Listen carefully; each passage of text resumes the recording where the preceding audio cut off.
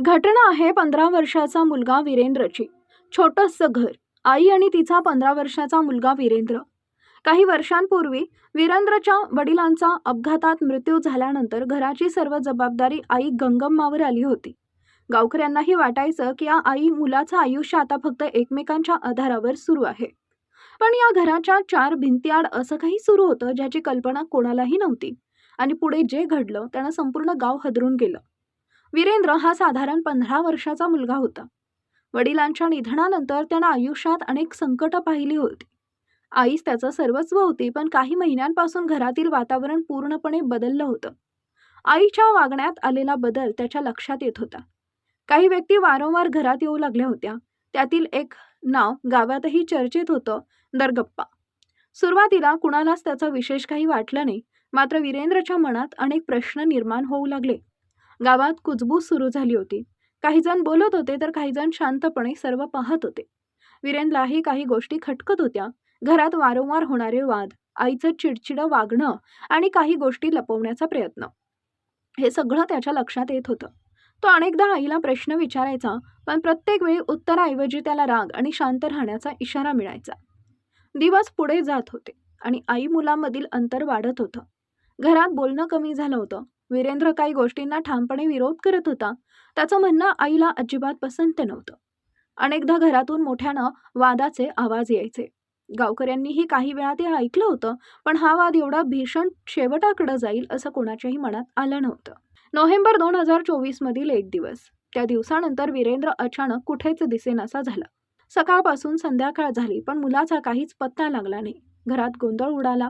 आई गंगम्मा शेजाऱ्यांना विचारू लागली. गावभर शोध सुरू झाला. नातेवाईकांनी ही माहिती देण्यात आली, पण वीरेंद्रचा काहीच मागमूस लागला नाही. काही दिवसांनी गंगम्मानं पोलीस ठाण्यात जाऊन मुलगा बेपत्ता झाल्याची तक्रार दाखल केली. पोलिसांनी ही नोंद घेतली. गावात चौकशी सुरू झाली. काही ठिकाणी शोध मोहीम राबवण्यात आली, पण प्रत्येक वेळी पोलिसांच्या हाती निराशाच आली. वीरेंद्र जणू हवेत विरघळल्यासारखा गायब झाला होता. दिवस आठवड्यांमध्ये बदलले, पण तपासात काहीच निष्पन्न होत नव्हतं. दरम्यान गंगम्मा वारंवार पोलिसांवर तपासात निष्काळजीपणाचा आरोप करू लागली. मुलाचा शोध लागत नसल्यामुळे ती संताप व्यक्त करत होती. इतकंच नाही तर तिनं न्यायालयाचाही दरवाजा ठोठावला. तिच्या या भूमिकेमुळे अनेकांना वाटू लागलं की आई आपल्या मुलासाठी जीव तोडून लढत आहे. उच्च न्यायालयानं या प्रकरणाची गंभीर दखल घेतली. राज्याच्या वरिष्ठ अधिकाऱ्यांना तपासाचा सविस्तर अहवाल सादर करण्याचे आदेश देण्यात आले. त्यानंतर विशेष तपास पथक म्हणजेच SITची नियुक्ती करण्यात आली. आता तपास नव्या दिशेनं सुरू झाला. जुन्या नोंदी, साक्षीदारांचे जबाब आणि तांत्रिक माहिती पुन्हा तपासली जाऊ लागली. SITनं प्रत्येक गोष्ट बारकाईनं पाहिली. कोण कुठे गेला, कोणाशी बोलला, कोणत्या दिवशी कोण कुठं उपस्थित होतं, याचा तपशील गोळा करण्यात आला. मोबाईल कॉल रेकॉर्ड, तांत्रिक पुरावे आणि स्थानिकांकडून मिळालेली माहिती एकत्र केली जाऊ लागली. तपास जसं जसं पुढे गेला तसं तसं काही धागेदोरे समोर येऊ लागले. तपास अधिकाऱ्यांना दोन व्यक्तींच्या जबाबात सातत्यानं विरोधाभास दिसू लागला. एक म्हणजे गंगम्मा आणि दुसरा दरगप्पा. दोघंही वेगवेगळ्या वेळी वेगवेगळी माहिती देत होते. त्यांच्या हालचालींची पडताळणी केली असता काही गोष्टी जुळत नव्हत्या. यानंतर संशय अधिक गडद झाला. दोघांची स्वतंत्रपणे कसून चौकशी करण्यात आली. सुरुवातीला दोघांनीही काहीच माहिती नसल्याचं सांगितलं, पण तांत्रिक पुरावे आणि पोलिसांच्या प्रश्नांमुळे त्यांची उत्तरं बदलू लागली. चौकशीचं वर्तुळ जसं जसं घट्ट होत गेलं तसं तसं सत्याचा पडदा हळूहळू सरकू लागला. आणि अखेर तो क्षण आला ज्यानं तपासाची दिशा पूर्णपणे बदलली. पोलिसांसमोर धक्कादायक सत्य उघड झालं.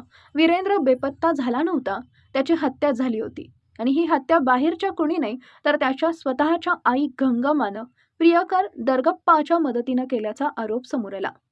तपासानुसार गंगम्मा आणि दरगप्पा यांच्यात प्रेमसंबंध होते. वीरेंद्रला हे संबंध मान्य नव्हते. तो याला सतत विरोध करत होता. याच कारणावरून घरात वाद होत होते. पोलिसांच्या मते या विरोधामुळेच वीरेंद्र अडथळा ठरत असल्याचं आरोपींना वाटू लागलं.